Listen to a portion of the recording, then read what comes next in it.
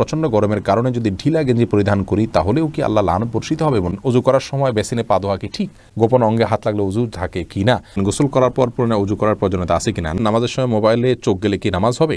ছোট বালতি থেকে পানি না ঢেলে পানির মধ্যে হাত দিয়ে উজু করা যাবে কি না? ডান হাতে খাবার গ্রহণের সময় প্রয়োজনে কি বাম হাতে পানি পান করা যাবে? আমার পরিপূর্ণ বয়স হচ্ছে, আমি বিয়ে করতে চাই, এখন আমার পরিবারকে কিভাবে বলতে পারি পরামর্শ চাই? অন্য ধর্মের লোকদের কি বাসা ভাড়া দেওয়া যাবে? সুদের টাকা দিয়ে তৈরি করা বাড়িতে আমল করলে আমল কি কবুল হবে? নখপালিশ লাগিয়ে নামাজ পড়লে নামাজ হবে কিনা? কারো থেকে ঋণ নিলে যার থেকে ঋণ নিয়েছি ওই ব্যক্তিকে পরবর্তীতে খুঁজে না পেলে করণীয় কি? কিবলার দিকে পা দিয়ে শোয়া যাবে কিনা? মহিলাদের ভাঙতি রোজা কি স্বামীর অনুমতি ছাড়া রাখা যাবে?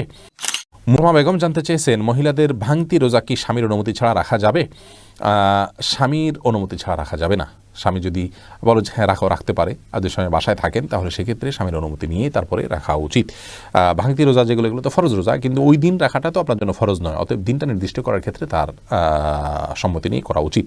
কারজাই এর দিকে আপনি জানতে চেয়েছেন, কারো থেকে ঋণ নিলে যার থেকে ঋণ নিয়েছি ওই ব্যক্তিকে পরবর্তীতে খুঁজে না পেলে করণীয় কি? যদি কোনোভাবে খুঁজে পাওয়া না যায় এবং আশাও ছেড়ে দেন, তাহলে সেক্ষেত্রে সেই ঋণের টাকা আপনি যে কোনো গরিব মানুষকে, অসহায় মানুষকে আপনি দান করে দিবেন বা কল্যাণমূলক খাতে দান করে দিবেন ওই ব্যক্তির তরফ থেকে, প্রাপকের তরফ থেকে, তাহলে আপনি দায়মুক্ত হবেন ইনশাআল্লাহ। এমনি ইফতিখার শুভ আপনি জানতে চেয়েছেন, নখপালিশ লাগিয়ে নামাজ পড়লে নামাজ হবে কিনা? নখপালিশ লাগিয়ে যদি আপনি অজু করেন তাহলে অজু হবে না, আর অজু না হলে নামাজ হবে না, অতএব বলতে পারেন নখপালিশ লাগিয়ে অজু করে নামাজ পড়লে নামাজ হবে না। কিন্তু যদি অজু অবস্থায় নখপালিশ লাগিয়ে আপনি নামাজ পড়েন অজু অবস্থায়, তাহলে ওই নামাজটা হবে।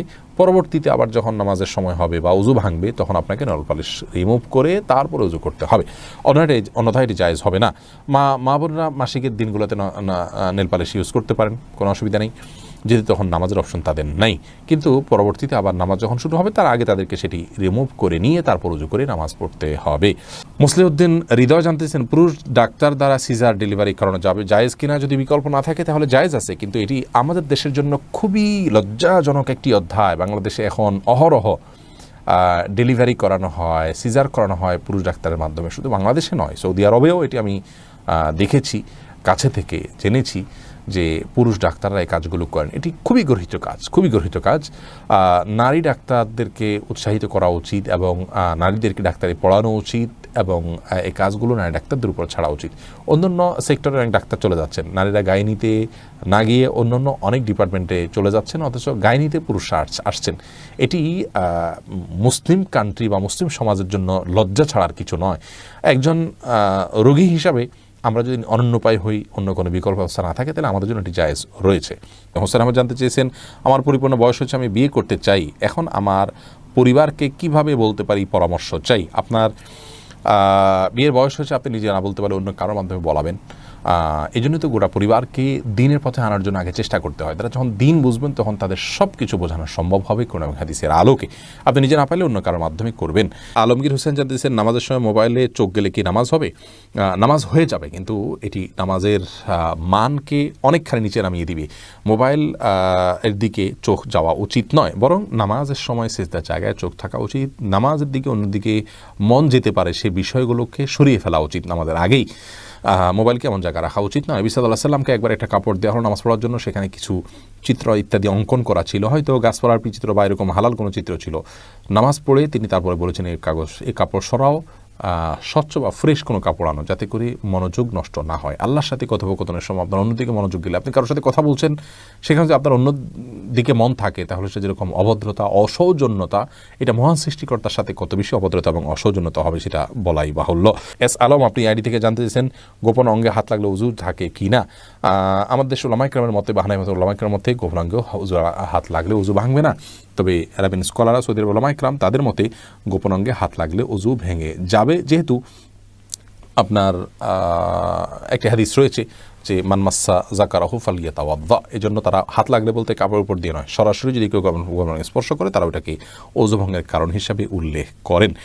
অতএব সেই জায়গা থেকে এটা ওযু ভঙ্গের কারণ তাদের মতে, আমাদের উলামায়ের মতে এটি ওযু ভঙ্গের কারণ। আপনি ফারজানা সুলতান আপনি জানতেছেন, কিবলার দিকে পা দিয়ে শোয়া যাবে কিনা? কিবলার দিকে পা দিয়ে শোয়ার ব্যাপারে কোনো হাদিসে নিষেধাজ্ঞা সরাসরি নাই।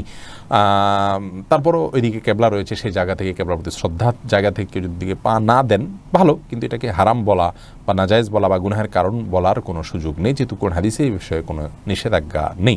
শিখা ইসলাম আপনি জানতেছেন, 3 পিস পরে নামাজ পড়ি, পা দেখা যায়, মোজা পরে নামাজ পড়লে কি হবে? পায়ের পাতা ঢাকতে হবে কিনা মেয়েদের নামাজের জন্য মধ্যে এটা নিয়ে মত পার্থক্য আছে। অনেক ওলামা ইকরাম এটাকে শর্ত করেছেন।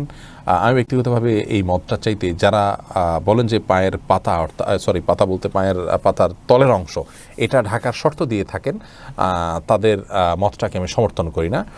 পাতার উপরই অংশ যেটা পাতার উপরের অংশ সেটা ঢাকতে হবে কিনা, অনেক ওলামা ইকরাম বলেছেন সেটা ঢাকতে হবে, অনেকে বলেছেন শুধু গিরার নিচ পর্যন্ত থাকলেই হবে কাপড়, পাতা না ঢাকলেও চলবে। তো দুই পক্ষের ওলামা ইকরামের দলিল রয়েছে। নিরাপদ হলো এমন কাপড় পরা যে কাপড়টা অনেক বেশি লম্বা হয়, যে পায়ের পাতার উপরই অংশ সহ ঢাকা পড়ে।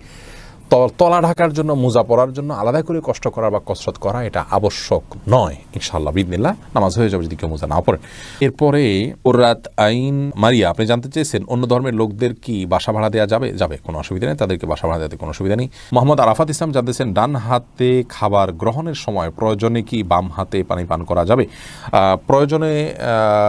প্রয়োজনে বলতে কি, ডান হাতে পানি পান করা উচিত, খাবার গ্রহণ করা উচিত। ইভেন আপনার খাবার খেলে আঙ্গুল চেটে তারপরে আপনি ডান হাতে ধরে খাবেন। যদিও আমাদের দেশে ওলামা ইকরাম বলেন যে বাম হাতে আপনি পানির পাত্র ধরলেন, ডান হাত দিয়ে ঠেক দিলেন, তার মানে দুই হাত ধরে খালেন, এটা জায়েজ আছে, এটা একটা পন্থা মাত্র। কিন্তু সবচেয়ে উত্তম হয় সরাসরি ডান হাতে খাওয়া। সেক্ষেত্রে খাবার লেগে যাওয়ার যে ভয় থাকে গ্লাস ইত্যাদিতে, সেটা থেকে বাঁচার জন্য আপনি পরিষ্কার করে নেবেন, আলতো করে ধরবেন, কিন্তু ডান হাতে খাওয়া উচিত, পান করা উচিত, যেহেতু হাদিসে সুস্পষ্টভাবে ডান হাতে খাওয়া পান করার নির্দেশ রয়েছে। ফারিয়া এনামুল আপনি জানতে চেয়েছেন ছোট বালতি থেকে পানি না ঢেলে পানির মধ্যে হাত দিয়ে ওযু করা যাবে কি না? যাবে। হাত দিয়ে কোষ করে উঠিয়ে আগে হাত ধোবেন 3 বার, এরপরে আবার আপনি কোট দিয়ে স্বাভাবিকভাবে উযু করতে পারেন, কোনো অসুবিধা নাই। নবী সাল্লাল্লাহু আলাইহি ওয়াসাল্লাম এই পদ্ধতিতে উযু করেছেন।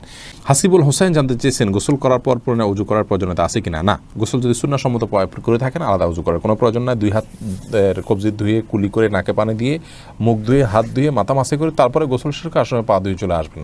এভাবে গোসল করলে আপনার আলাদা করে আর গোসল করার কোনো প্রয়োজন নেই। উযুতে আপনার গোসলের শুরুতে উযুর নিয়ত হয়ে যাচ্ছে। নিশান আপনি জানতে চেয়েছেন উযু করার সময় বেসিনে পা ধোয়া কি ঠিক? নিজের বাসা বাড়িতে অসুবিধা নেই, করতে পারেন, তবে আপনার রিস্ক মুক্ত হওয়াটা আর বিষয়ে মাথা রাখতে হবে। নিজের জন্য রিস্কি হলে সেটা আপনার জন্য করা উচিত হবে না, কারণ নিজেকে বিপদের মুখে ঠেলে দেওয়া ইসলামের শরীয়তে কিন্তু জায়েজ নয়। অনেক সময় এখান থেকে পড়ে বা দুর্ঘটনার শিকার হতে পারে মানুষের। যদি সেরকম না হয় আপনি আশপাশে কিছু ধরে করতে পারেন তাহলে এটা জায়েজ আছে, কিন্তু পাবলিক প্লেসে বা বাইরে এরকমটি করা অনুচিত, যেহেতু এটা দৃষ্টিকটু। অন্য ধরনের মানুষরা আছে যারা এই বেসিন ব্যবহার করবে, তারা দেখে হয়তো ইসলাম সম্পর্কে বাজে ধারণা নিবে, বা তাদের হক নষ্ট হতে পারে, বা আশপাশে পানি পড়ে ভিজে যাবে, জায়গাগুলো নষ্ট হবে। সেই জায়গা থেকে পাবলিক প্লেসে এমনটি না করা উচিত, কিন্তু করলে অজু হয়ে যাবে। ফারজানা রহমান শারমিন জানতে চেয়েছেন প্রচণ্ড গরমের কারণে যদি ঢিলা গেঞ্জি পরিধান করি তাহলেও কি আল্লাহ লানত বর্ষিত হবে? এবং ফারজানা, যদি বাসা বাড়িতে আপনি পড়েন তাহলে তো আল্লাহ লানত বর্ষিত হওয়ার কোনো প্রশ্নই ওঠে না। যদি গায়ে মহারামের সামনে এসে পড়ে না যান আপনি, বা সেটা পরার পর উপর দিয়ে পাতলা ওড়না পরে নেন, যাতে আপনার সৌন্দর্য প্রকাশিত না হয় গায়ে মাহারামদের সাথে, এরকম যদি চলেন তাহলে কোনো অসুবিধা নেই বাসা বাড়িতে। আর বাসা বাড়ির বাইরে যদি আপনি যান তাহলে সেক্ষেত্রে বোরকার নিচে যদি আপনি এ ধরনের পোশাক পরেন কোনো অসুবিধা নেই ইনশাআল্লাহ বিদিনিল্লাহ।